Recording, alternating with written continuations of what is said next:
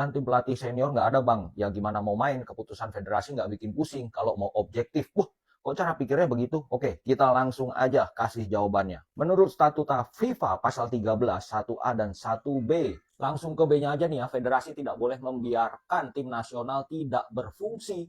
Dan yang nomor 2-nya, federasi wajib menjamin kelangsungan operasional tim nasional. Di sini bisa menunjuk caretaker. Caretaker itu apa? Caretaker adalah seorang yang ditunjuk untuk menggantikan pelatih kepala ketika pelatih kepalanya dipecat. Untuk saat ini bisa Dirteknya bisa, Jordi Cruyff bisa, atau bahkan Indra Safri, Nova bisa. Lah emangnya pernah ada kejadian begitu? Ya pernah lah, waktu itu posisinya Simon dipecat dan Yeyen Tumena menggantikannya sebagai caretaker. Karena waktu itu Indonesia mau lawan Malaysia. Kalau pakai cara pikir yang komen tadi ya, kalau kita mau ujian di sekolah nih misalnya, kita nggak punya helm, terus kita nggak masuk.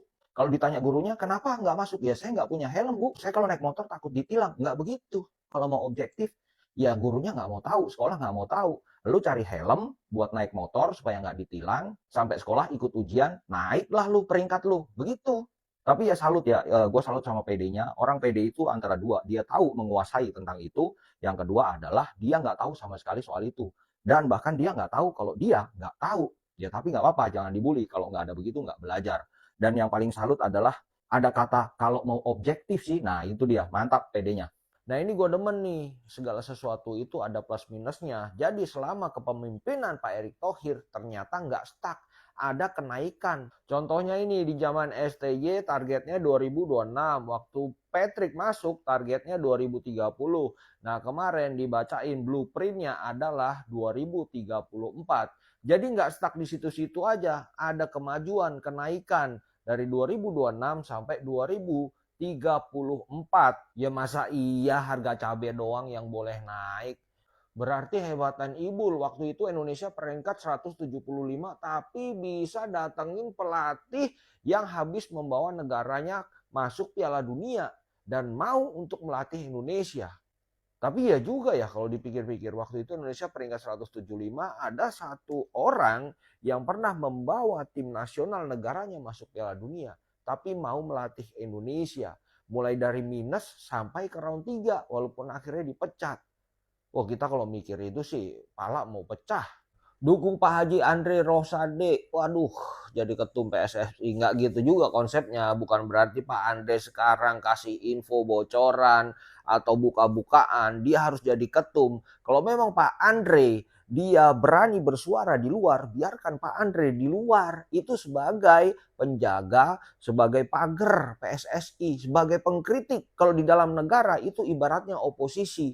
Kayak sekarang nih pemerintah nggak punya oposisi, nggak bisa apa-apa. Begitu di DPR ada satu undang-undang, ada satu aturan, nggak ada yang menentang. Semuanya los, ketok palu, tanda tangan. Yang dirugikan siapa? Rakyat, karena nggak ada yang ngawasin. Begitu.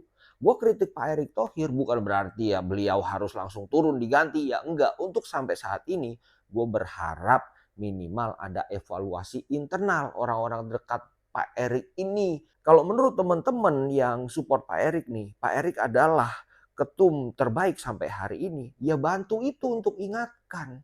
Bantu. Pak Erick terbaik, ya sudah sepantasnya dikelilingi oleh orang-orang terbaik. Jangan sampai Pak Erick dapat bisikan-bisikan yang gak jelas, akhirnya mengambil keputusan yang gak jelas juga dan merugikan tim nasional. Ya mungkin Pak Erick Thohir untuk saat ini harus didampingi oleh penasihat-penasihat terbaik. Misalnya penasihat itu ya dari orang praktisi sepak bola juga, yang pernah sekolah sepak bola dan segala macam. Ya ini yang agak aneh justru kan sekarang wakil ketuanya aja seolah-olah nggak dilibatkan apa-apa gitu. Kemana? Nah mungkin di dalam ini harus lebih kompak lagi supaya keputusan yang diambil itu benar-benar keputusan terbaik untuk tim nasional. Ya kalaupun misalnya Pak Erick Thohir mundur ya gantinya bukan Pak Andre juga. Kan masih banyak juga yang lain. Katanya di PSSI sekarang pusing mencari pelatih, nggak gampang. Karena pelatih yang mau menangani peringkat 100 lebih itu jarang. Ya kemarin ada pelatih yang mau, yang pernah membawa timnasnya ke Piala Dunia, tapi malah disia-siakan. Ada sebetulnya, tapi lebih memilih Joki Tong Setan daripada milih Sintayong kemarin itu. Akhirnya apa? Ya beginilah kejadiannya. Sebetulnya ini adalah pusing yang dibikin sendiri. Kalau memang mau bikin pusing diri sendiri, ya nggak perlu mecat pelatih, karena harus bayar uang kompensasi puluhan miliar. Mendingan kalau mau bikin pusing diri sendiri, ya makan kecubung, Pak. Gratis. Pusingnya sama. Di FIFA Matchday besok kemungkinan PSSI akan kirim tim SEA Games untuk bertanding. Ya, ini justru agak aneh ya di saat ada kesempatan untuk uji tanding mengetahui seberapa kuat tim nasional senior kita, justru malah dipilih tim SEA Games buat apaan gitu. Justru besok itu bisa ada kemungkinan untuk memperbaiki peringkat FIFA, bisa dijadikan sebagai tolak ukur pelatih baru kalau sudah dapat. Tapi kenapa malah kirim tim SEA Games gitu? Kemarin di saat lawan Cina Taipei kemudian banyak yang kritik, kok cari lawannya Cina Taipei sih, bukan yang lebih kuat. Banyak tuh yang bacot belain, katanya emang cari lawan gampang, waktunya mepet. Nah sekarang udah ada waktu malah nggak ikut rencananya, kan ini aneh. Kemudian nanti di saat ketemu pelatih baru dan timnas senior kita tanding dan hasilnya nggak maksimal, nanti alasan lagi katanya kita nggak cukup waktu untuk meramu taktik karena nggak ada laga uji coba. Nah ini ada laga uji coba, tapi kenapa justru berniat menurunkan tim SEA Games yang kemarin lawan India aja ngap-ngapan. Ini sama aja ketika ada ujian nasional SMA yang dikirim suruh jawab adalah anak SD.